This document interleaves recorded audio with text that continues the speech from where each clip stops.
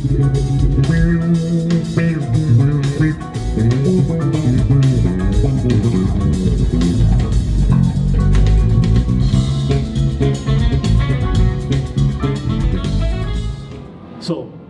I don't care. I'm talking about a little bit of my gear. I'm using this Yamaha bass since, I guess, 25 years now.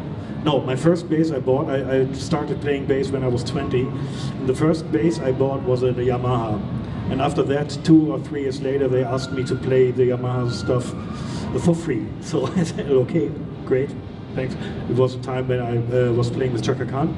And I played almost every new instrument from them. The BB East, the BB 5000 was my first one, the BB 2025X, the one you know, the white one. And now I switched to this basses. I'm trying, maybe they don't have a fretless bass. And my idea was another BBP 35 to build into a fretless bass. It means to put out the things. Maybe next year. So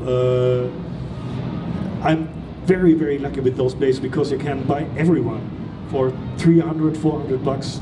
Doesn't matter, all good stuff. Maybe the cheaper ones you have to replace the pickups. Everything else is fine, really fine. The wood is amazing. It's the biggest wood, I don't know, say lager, but what means lager? Store in the world.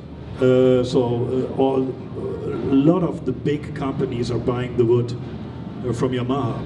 Nobody knows that, but that's the truth. And I'm playing Elixir strings since ages. I tried in between other strings, D'Addario and everything, but I'm very happy with the Elixir. As I told you, I'm playing almost every day, so I have to change my strings maybe once a month. It's really great. I always wash my hands before I play my bass, of course, but they have stainless steel and nickel wounded. I'm playing the nickel wounded from 45 to 130. I would play a little bit bigger strings, but I think they don't afford it. Very good strings, and my new lady stuff I'm playing since 1 year or maybe 2 years, I can't remember. I love that stuff because it sounds great, it's very light, and it's not that expensive, so everyone can buy it. It doesn't matter it doesn't make sense to play very expensive stuff nobody can buy. So check that stuff out, it's really great. And now I switched to cables from Rheingold. Rheingold is a Cologne, it's a near Cologne based company, a very little company. They're building excellent amps and cabinets and cables. It's like, maybe it's forbidden to say that, but I'm doing it anyway. It sounds like Vovox, but it's very stable. So it works on every stage.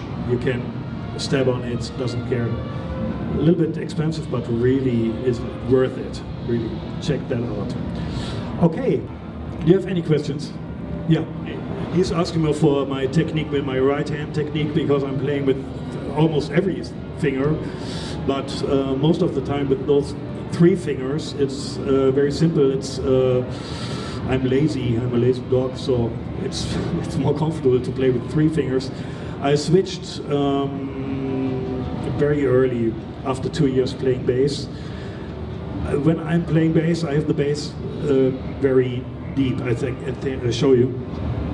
That's my bass position, and it's for jazz. I'm playing a lot of pop stuff too, but I'm playing a lot of jazz stuff, so many notes as you hear. And for that kind of music, the bass is very deep, and it's more comfortable to play with 3 fingers because those 2 fingers are exactly the same length. So I think it's just laziness, and it's of course you're a little bit flexible, more flexible. You can play everything because you have 3 fingers to jump around the things. But I don't have a system. a lot of guys ask me, do you have a system? Do you always use this finger first and that second? I don't have a system at all.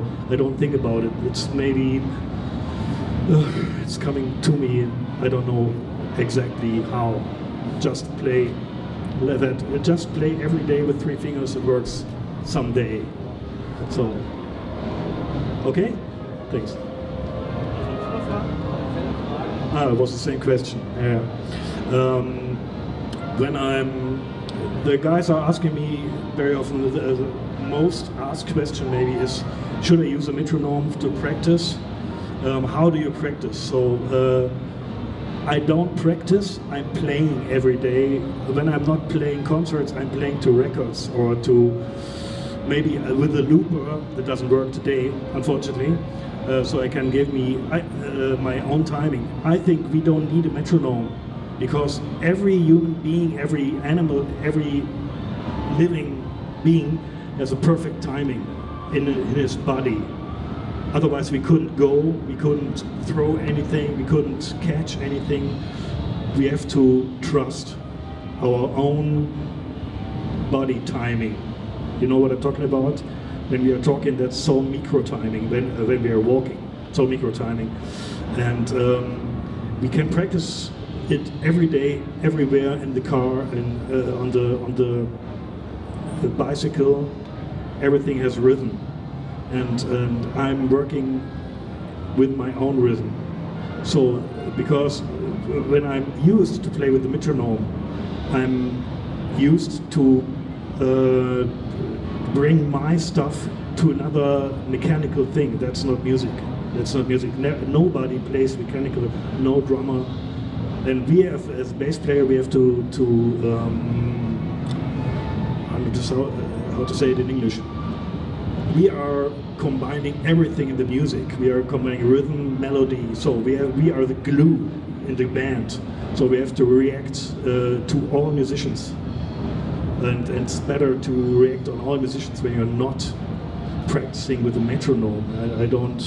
I think nobody needs it.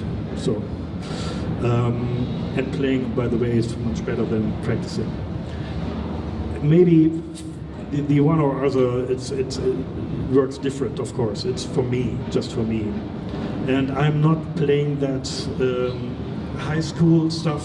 I'm not playing that all day, because it's so exhausting and you don't need the little finger every 2 seconds. You need it sometimes. So why playing every day, every minute like that? Now I'm playing that one, like Jimi Hendrix, it's enough. When I have to play something faster, I can use that sometimes, but not every time. It's worth to think about not to have the bass over here, because it's for the right hand, it's the death.